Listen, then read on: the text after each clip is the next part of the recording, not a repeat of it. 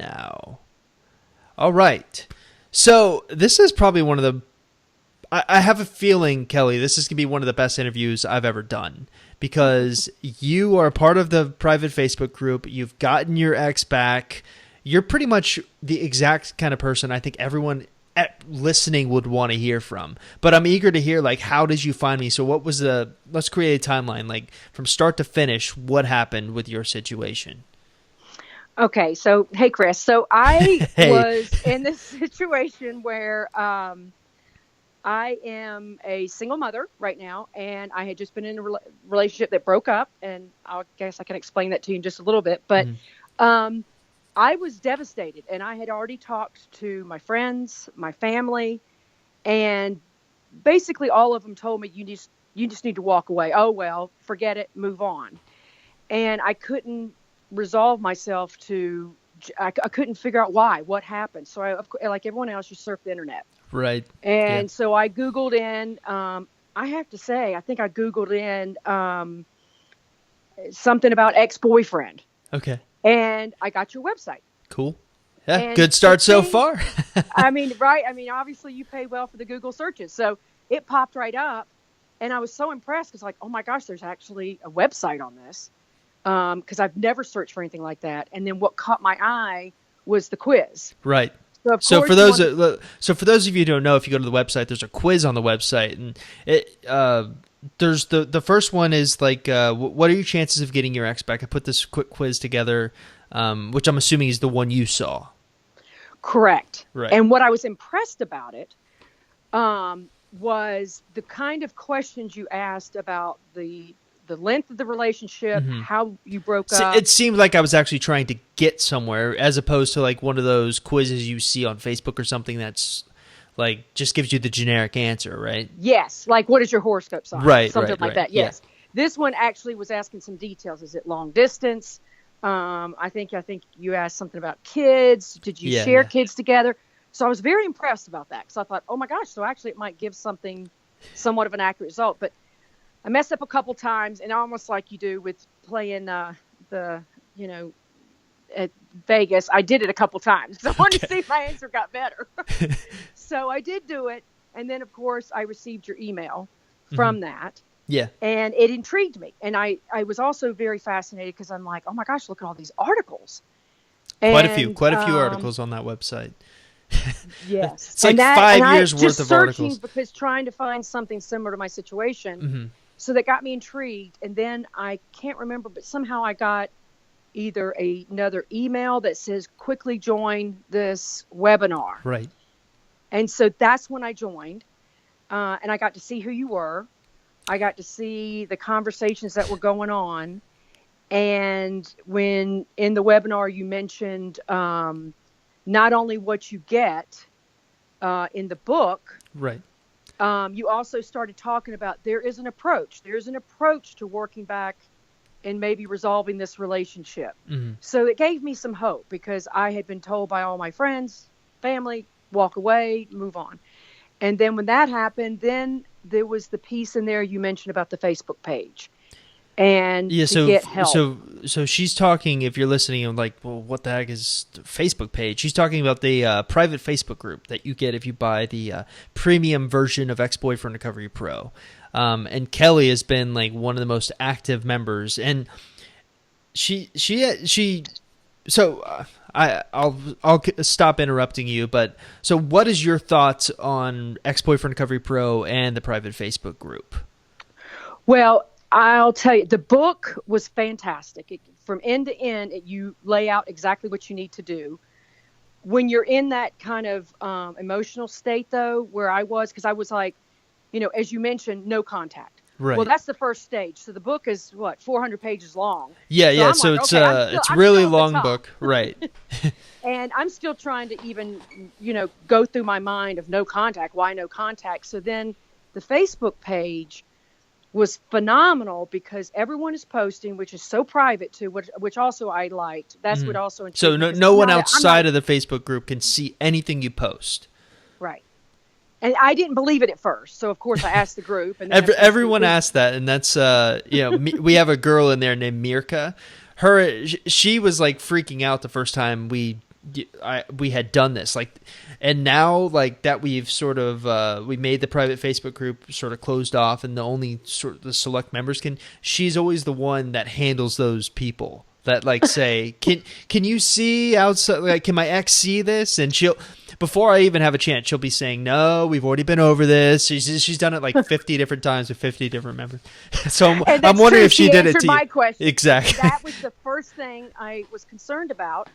And then, of course, I just lurked and watched, and it was so comforting to see what everyone was going through, because you started to get to know people, you started to get to know their situations, and you felt like you had your friends. Right. And then at the same time, your wife kindly was responding at times to specific questions, but then other members were responding. So when you're in this kind of constant, you're going through this no contact, and you're trying to reconcile everything going on in your mind, that is the best support group, because it's silent, it's quiet, you know what I mean? It's in your private space. Yeah, and it is. That's what I needed, was my private space. No one else knew about it, and I could go there and I felt like I was supported, as well as, if misery loves company. Right. So that, to me, the Facebook page was the lifesaver, in addition to all the materials. Right. But the Facebook page was the biggest support out of all of it, because also then it gave us contact. I know you come in periodically, but with Jen, and then just seeing people go through their stages, and you learn from it too. I learned a lot. Yeah. So Kelly knows a lot of the sort of the more prevalent members and there's always the prevalent members who keep showing up. I off the top of my head, the girl with the baby.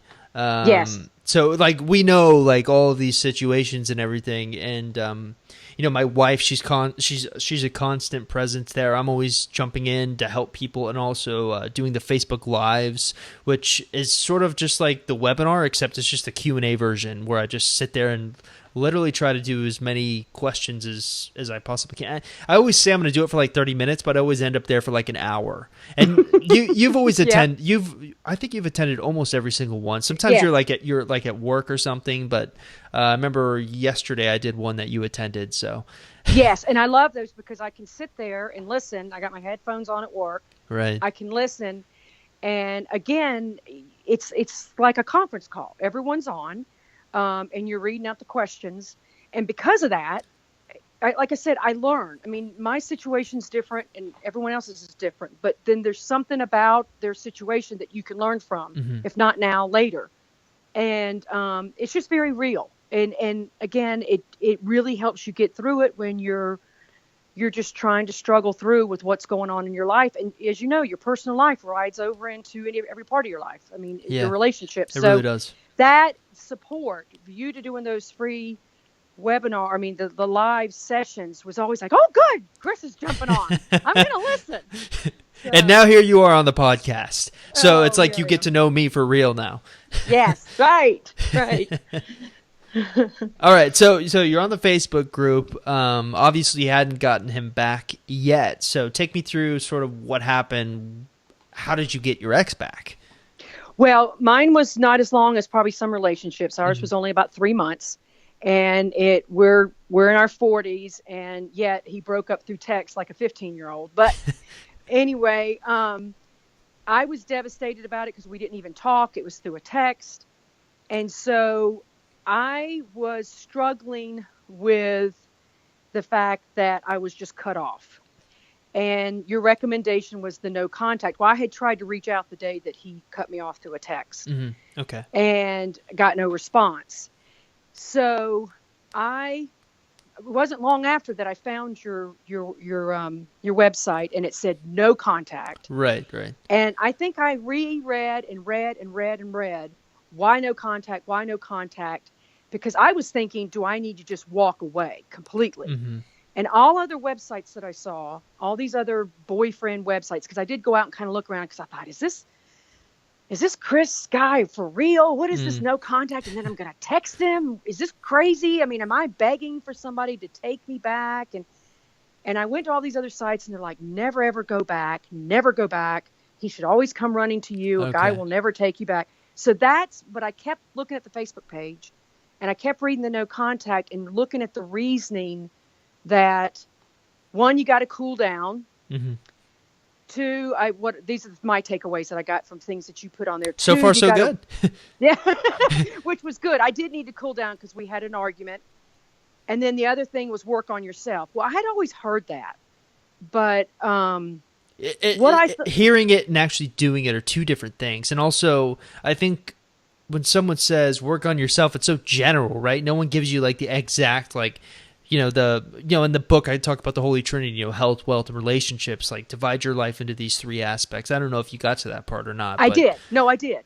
And I went through and started kind of giving myself a check. Okay, where am I on the health part? Yeah, well, yeah. I'd already been working out, actually, because my ex and I had worked out together.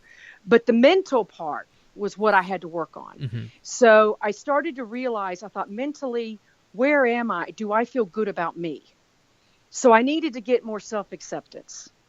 So I spent a lot of time on self-acceptance. I did a lot more, the things I tried to do for myself to feel good about me. And to say, you know what, no matter what happens, I'm going to be okay. Yeah. And so I spent a lot more time on that. Now, I will say it took me a couple weeks because I was in that kind of depression state, and I lived on your... Always does, yeah. And like you said, and what I read and thought was fascinating is that's why it's so painful when you read about others, how everyone's in so much pain. It's that addiction.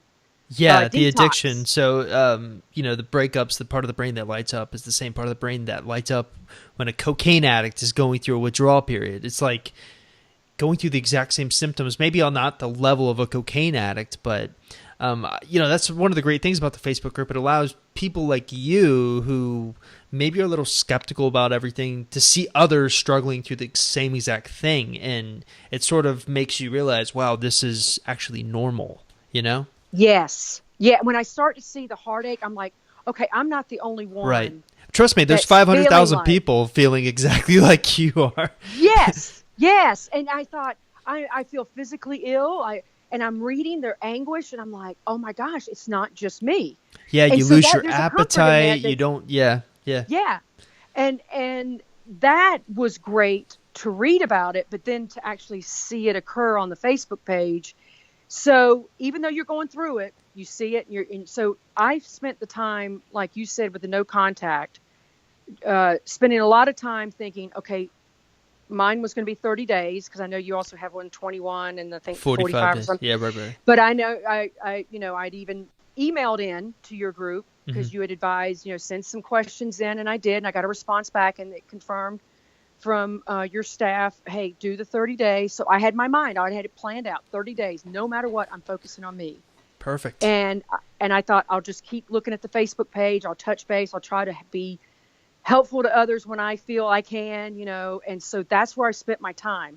Now, I will say I obsessively was thinking the entire time, and then I'd have to try to catch myself. But every day it was just like an addict.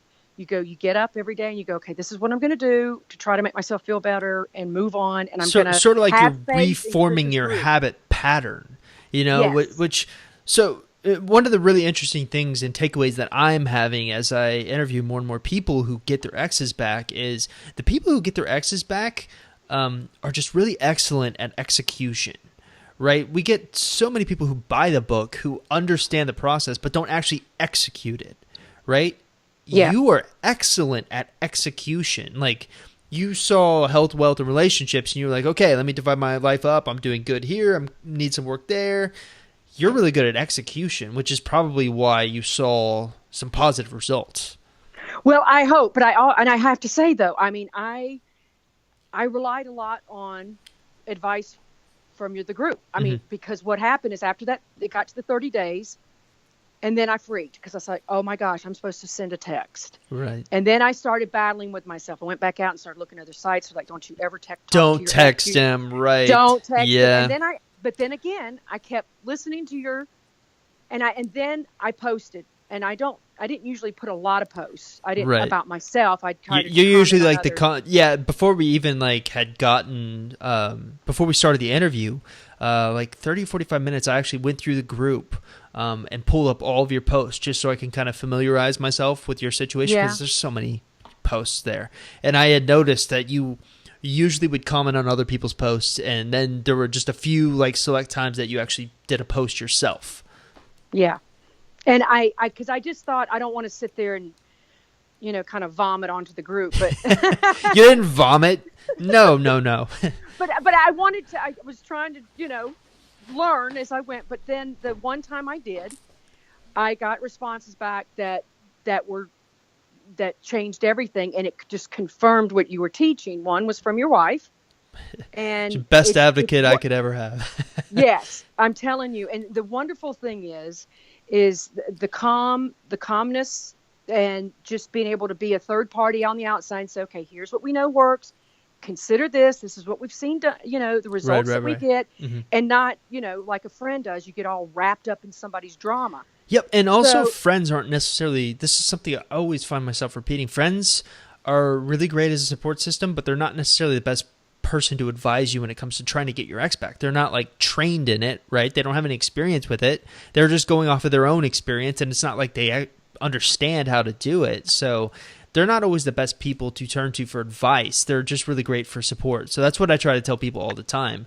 And you're right. And they're trying to protect you. Yeah, they are. And they really are trying to protect you. But at the same time, and that's why I kept thinking, okay, Jennifer and Chris have seen all these instances, and I also said, you don't try to judge the ex. You're trying to go by, here's the behavior we've seen, yep, and here's the results we get. Yep. So that's where I was trying to go through. I kept thinking, okay, I'm going to go by what they've seen.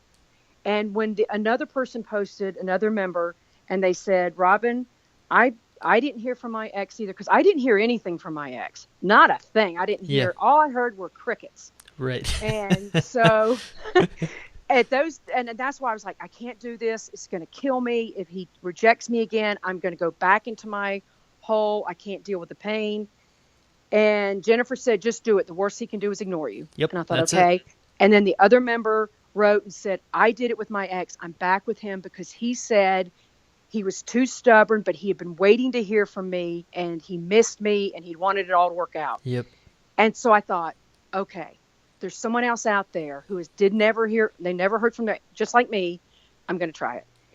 And so I had Jennifer, I actually constructed a text kind of following your guidelines, but I didn't realize that when I originally constructed it, it sounded a little obvious that I missed him. Okay. So Jennifer said, no. Tweak it a little bit. But it turned totally different though. And I am so glad she did that, because, I wasn't even going to ask her. Because I thought, I'm gonna admit something that's hard for me to admit.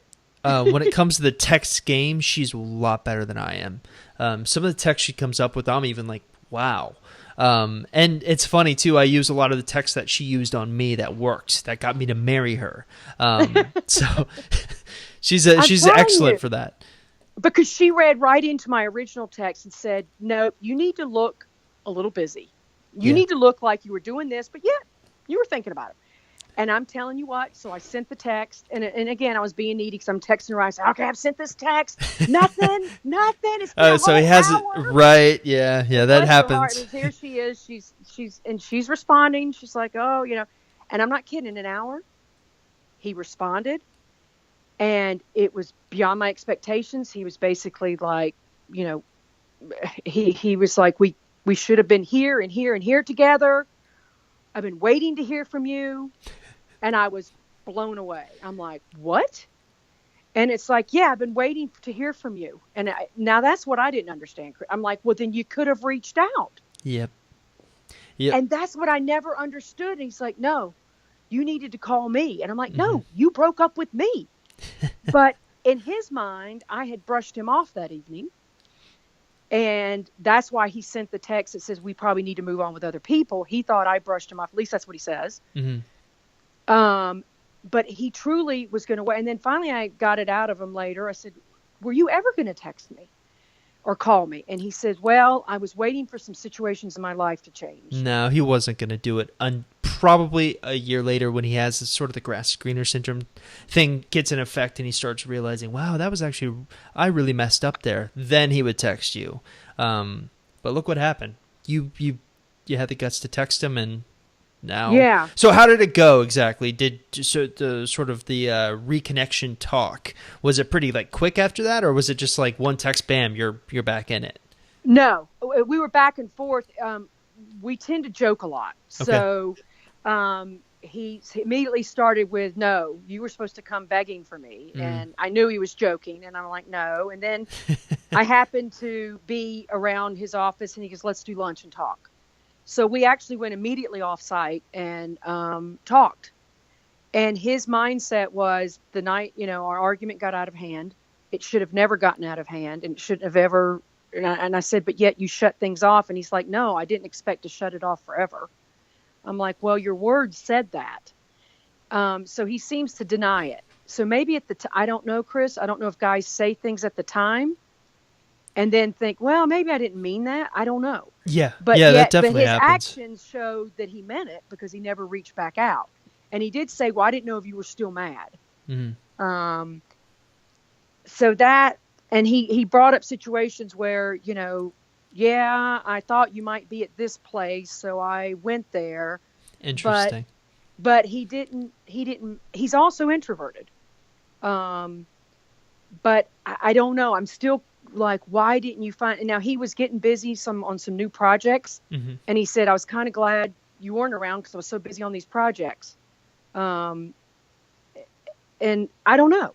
But it just seems like he truly thought I should come back, and yet he's the one that broke up. So it's a weird mentality, I'll admit. And it's a mentality I had when I met my wife. So I'll tell you a story. When I met my wife, I had this weird mentality that she should text me all the time. Like if she texts me all the time, it means she likes me. It'll mean she'll invest more. And so I purposefully wouldn't text her first. I would literally, there would be like days I would go on walks. I would get so like anxious to hear from her, but I was like stubborn, right? Yeah. So I wanted her to text me. And so I understood that about myself later, which is why I think men have this, I'm not sure why we have the mentality, but I think it probably falls into the fact that we're thinking if we can get you to invest in us or invest in a text in us, it means that you like us. And men generally just want to feel wanted by women. And honestly, I'm a big proponent of texting first after the no contact rule, and I realize you're falling into that category of like, well, why? The man should always chase the woman. But I think of it more as like, look, if you can text first, you can control exactly what is said, you can control or raise your chances of getting him to respond to you, and then you can cut the conversation off. So you'll hook him in, you'll get him invested, and then all of a sudden you fall off the face of the earth for, a day or two. And right. we found just statistics alone, it's way more powerful to do that. And it goes against the grain completely, but hey, it works, Well, you know what? I hadn't heard you say it like that before. So that's helpful when you say that, because I hadn't thought of it as when I text after the 30 days, mm-hmm. I looked at it more like I'm reaching out for you and begging for you back in a way. Because in mm-hmm. my mind, that's how I'm feeling, right? Right. But as you're putting it, it's like, no, I'm going to control this conversation. That's exactly how you need to approach it. If you don't like it, if you don't respond, I'm fine. I'm going to move on. That's exactly it. Yeah. And I hadn't heard you say it quite like that. So that's helpful because I didn't feel that when I sent the text. I wasn't like, I'm in control. I was kind of like, I'm sending the text. Okay, respond. And then, but I will say what's interesting, and Jen wrote me and she was, well, how did you feel? And you know what? Because of the 30 days, I wasn't as upset in that hour that he didn't respond. I did start getting that, well, if you're not going to respond, heck with you. Yeah. And I did feel stronger for that reason.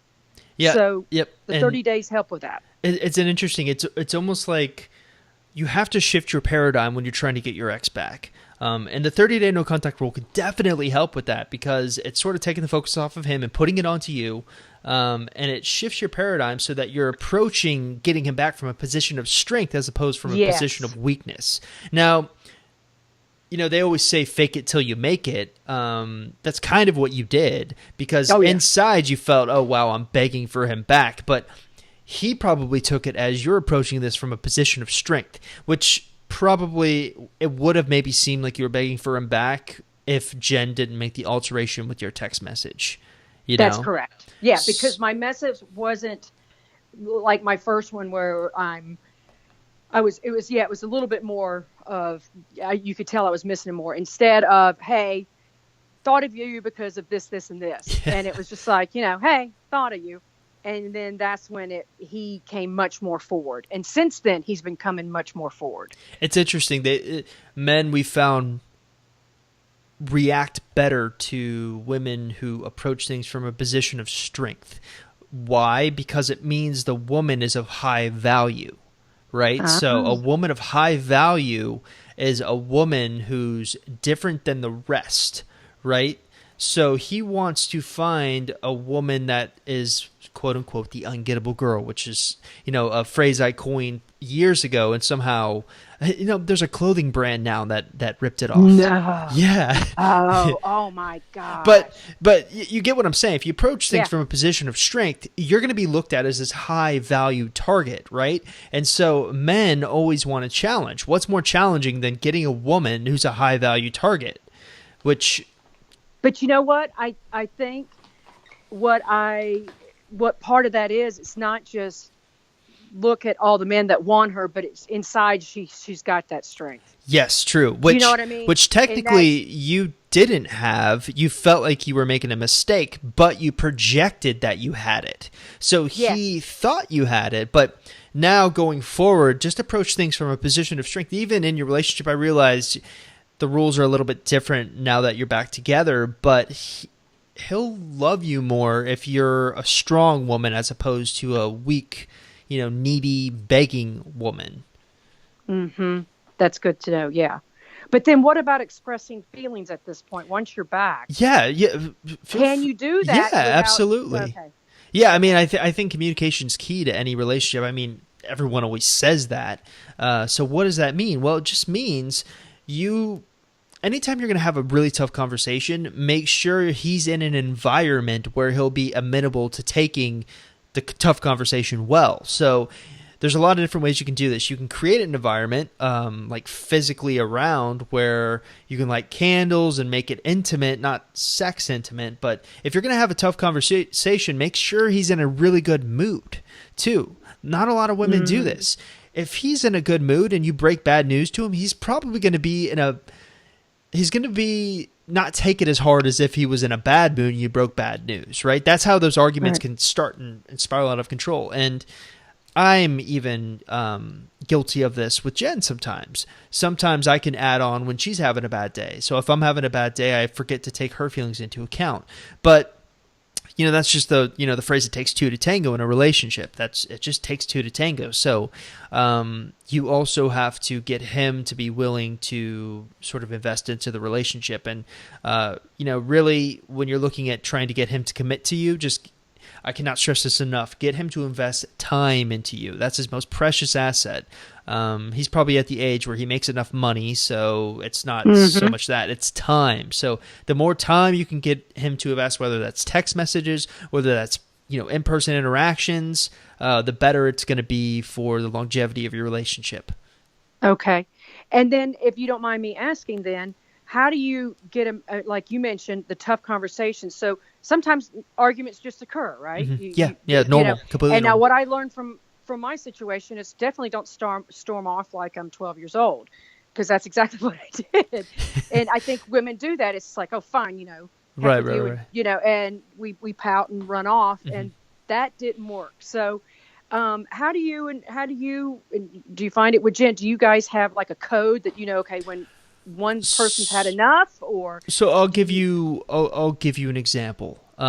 Jen, so it does take two to tango, but I'm trying to think of the last fight. We don't have too many fights because this sounds cliche, but anytime we have sort of a disagreement, we try to come up with a solution for it on the spot, right? So the one that's coming to mind was, I like to stay up at night and decompress by, watching TV, because I'm sitting in front of a computer working all day and I just want to decompress.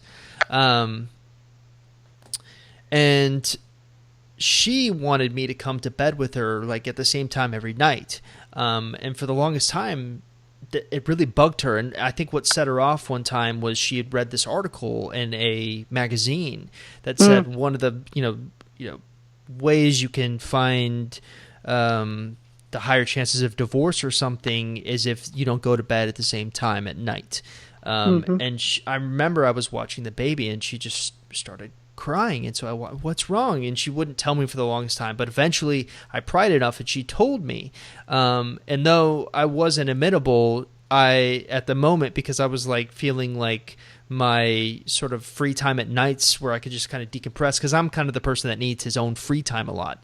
I felt like it was being taken away. I realized sort of the most important thing for me, my family, and even our relationship with Jen is if I make a sacrifice and start doing that. And so I ended up starting doing it. And so what usually happens is I stay in bed with her until she falls asleep, and then I can come downstairs and do work or watch and decompress or whatever. So it's a compromise. It's a compromise. So I guess that's what I'm saying. But it wouldn't have been possible if I stayed stubborn, right? And I'm a very stubborn person by nature. So it wouldn't have been. So one of the things I've had to improve on, and I've had relationships in the past where I've sort of picked apart what I did wrong and what I did right. And one of the things I noticed is that I had to be less stubborn. I had to be willing to compromise, even though for me at the time it felt like a gigantic compromise. It felt like my free time, my only free time at night, was being taken away. But I'm so glad that I did it. Yes, and that sounds great. Yeah, it's the compromise. And one other question then, because do you think that men cannot handle stress the same way women do? So where what it seems like too, and what I feel like in arguments with I don't say my ex anymore, but he says I get stressed. And I'm like, right. What's the stress? Well, I think it honestly depends on the individual. I will say, though, I think generally women are better at handling stress, and I don't want to sound non-feminist or something like that, but I think you guys certainly have your time of the month, right? And so that it almost, I feel like, trains you from an early age to handle things when you're not feeling good, and everything becomes probably more stressful. You guys can get pregnant. Everything, your hormones can get out of whack. You can gain a lot of stress. Men, we don't have that kind of stuff, so we're maybe not as practiced. And now I don't know if there's if there's any sort of research to back this up. It's just my own sort of theory at this point, but I can certainly say Jen is much better at handling stress than I am. In fact, when I'm really stressed, she's the one that I have to go to help calm me down. When she's really stressed, I do my very best to calm her down, but I will say those moments are few and far between. She's usually sort of the strong one in the relationship. I'm more of the stressed one, whether it's money, whether it's sort of mortgage bills or anything like that. That's probably what tends to stress me out the most now, anyways. Right. I bet. Yeah. Well, I'll tell you, the group is your all that you offer has been a lifesaver. I mean, well, I'm glad. I've learned so much. Like I said, I'm much older than you, and I learned so much from what you guys have taught. And if anything, it just makes me realize, don't go by the cookie cutter approaches that are out there. And sometimes you got to step back away from the family and friends and kind of do what's right for you. Yeah. And I will say one thing about the cookie cutter things. Everyone has a unique situation, right? And so a cookie cutter plan is not necessarily going to work in your case. And one thing I like to say is my plan is a cookie cutter plan, so to speak. Like, I've come up with a strategy, but you need to alter it according to your situation. It's meant to be sort of as a guideline to help you follow down the path, but it seems like you made some alterations to the plan. It seems like you sped up the texting phase a lot quicker, and it worked for you, right? So yes, it did. You have to follow your gut, is I guess what I'm getting at here. And you certainly did that. You were also really excellent at execution, which I think is definitely one of the... You're excellent during execution during the no contact rule, which is one of the hardest things to do. So many people fail It is, but at the same time, I like I said, there was something in me that said, okay, I'm going to do exactly as they say. They said, this is what works. And at the same time, I knew that I needed to do the other stuff. I needed to work on me. And I needed to get my head right before I thought I moved forward. So it gave me time to do that, is to really process everything that had already happened and to work on me. And so it bought me some time. And then that's why I relied on the group so much, because then it kept me thinking about, okay, what do I do next? Do I really want this X back? Do I really want to make this? And so it gave me the time too. And I knew that. I didn't want to be knee jerk, because I've been knee jerk in the past and I've seen myself fail miserably every time. So I thought, this time I'm going to trust someone else other than what I've done. And I imagine that's hard for you to do. I'm really glad that we had you come to the website and join the group. You've been one of the people who, like I said before we started recording, I saw your profile picture and I was like, we need to answer her, right? Something about it made me want to help you, I guess, thank you. more than regularly. But I'm really happy for you, Kelly. I really appreciate you coming on to the podcast here. One last thing I want to ask you. Let's say someone's listening to this and they're on the fence about buying Ex-Boyfriend Recovery Pro. What would you say you took from it? First and foremost, get advice, like I said, outside of what you know. Go with people that know it, which you have spent your time with thousands and hundreds of people. And so you've seen lots of situations. Take the time for yourself. It's so affordable that it's ridiculous. You're going to waste that money on Starbucks coffee in a couple weeks. Spend the money. Really, you really will. You really will. And what you get out of it, all the reading that you give so much reading free on the website. Yeah. But then all that you give with the downloads and the audio, and then the daily Facebook, you're getting that throughout your entire time. And it's absolutely, to me, that's just a freebie. And that's like free counseling every day. Yeah, it really is. And there's nothing better than that. It kept my sanity. Kept my sanity. I was on the Facebook page. I could take it wherever it was because I had my phone. And when I felt my lowest, I could go to that Facebook page and you felt connected with others. So, and the last thing I'll say, I really did. I really researched some other sites. And you and Jen are so genuine that, and everyone sees that. Everyone sees that you truly do care about the people. You know what's going on in their lives. And that matters today in this world. There's so much craziness going on. Mm-hmm. And to have people really care, it just, that means the world. So for me, that matters to me. If someone's genuine, that takes it for me. So that's what I appreciated too. So it was kind of a package of things that made me think, wow, I got to stick with this. Well, we are so glad to have you. I really appreciate you coming on the podcast. Thank you so much for telling us your story. And thank you for your help. Yeah, of course.